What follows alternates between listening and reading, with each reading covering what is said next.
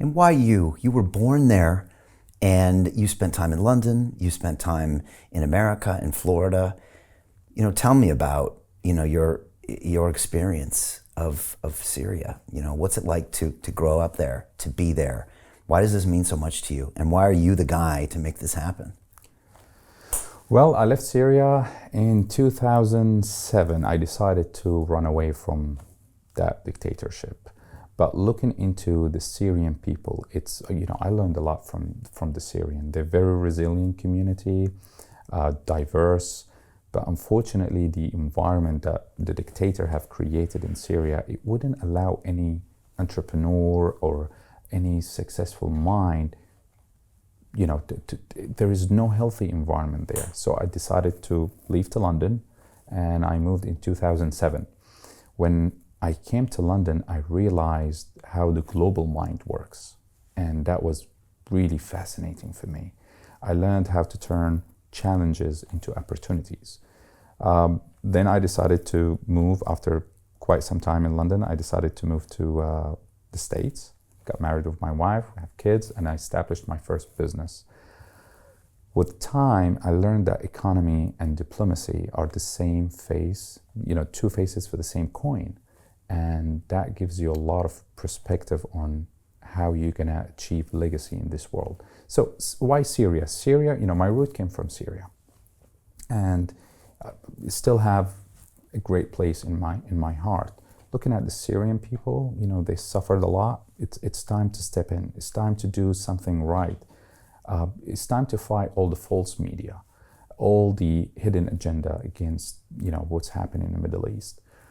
And one of the greatest things that encouraged me to move forward and start, explore other ways to help the Syrian people in Syria and collaborate with our administration in the States is having the right administration. Our current administration is completely different than the previous one. The previous one was built on supply more weapons, start more conflicts, start more wars. With the current government, they're trying, with the current administration, President Trump, he wants to stop war. He wants peace. He doesn't want conflict. He's a businessman. When you understand economy is all about creating opportunities. We don't like conflict. We avoid it in business. Yeah. I mean, you're a business person. Yeah. So that encouraged me to say, you know what, we have to step in now. And even ending the conflict in Syria, it's a huge advantage for American interest. Without moving any boots on the ground, without shooting any bullet, diplomacy, economy, we flipped it to our camp very easily. So it's very achievable, and I'm very happy about what we're facing today. It's history in the making. Clearly there's a lot of people that are interested in that area. And so we've seen, Russia had a lot of bases there. They were projecting a lot of power, even helping, Assad keep his power with a lot of airstrikes and things we saw happening. Obviously, Iran was projecting power there in many different ways. And so there's still people that they don't want it probably going into, allegiance with the West because it's such a strategic. Hey, I know investing in crypto is scary. It takes a real leap of faith because there are so many scams, rug pulls, and bad actors out there. It's a dangerous business, which is why 95% of people lose all their money. Well, that's why I created the London Real Investment Club, so you can access the hottest deals on the planet and use the crypto bull market to create the generational wealth that you deserve. Join my team of over 100 people from around the world that are making millions of dollars behind the scenes investing in blockchain, AI, Web3 games, DeFi, Bitcoin, and more. Don't miss out. Click the link below to book a call with one of my team now. But hurry, this bull market will end soon. I know investing in crypto can be scary. That's why you gotta join the investment club. Pull the trigger. Let's do this.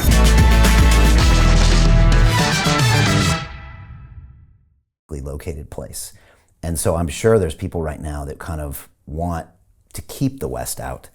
And so there's a lot of conflicting interests because it's just an incredible place. It's got 25 million people, I believe. It's got natural resources like gas. It's strategically and honestly just an incredible place where, probably what happens in Syria would bleed out to everything else in that Middle East. It's also a historic opportunity, and this has already been talked about, for potentially signing these Abraham Accords with Israel. And many nations have already signed that. Famously, the UAE did, and Jordan, and all these other places. And when something like that happens with such a major player in the Middle East, you could see that causing all the other major players along with that, which would just establish more and more peace in that region. But there's still a lot of hurdles because a lot of people want to project power on that country. It must be frustrating to come from a place where everyone's trying to control it. Correct, absolutely correct, but it's a bit too late. Time has run out for them. One of the major things I try to shine a light on, look at the Iranian and the Russian try to control Syria, Yemen, and Lebanon. Look what's happening in these three countries. And look at the GCC countries. Look at Qatar, look at UAE, look at Saudi Arabia in American camp. Do you see the differences? Do you see the differences between even its own people? I think the Syrian today, more than ever, are awake, and they realize they missed on too many opportunities. That's why they want to correct it today. And this is why I've always been great to feel American and British. There is a lot of changes in the Middle East. It's going to happen, especially precisely for Syria. Syria is going to be the new hub for innovation, for technology, for education. So the Syrian people are really excited about the new chance and the new opportunity. I mean, if you go to Syria, you'll see American flags everywhere. You see President Trump everywhere.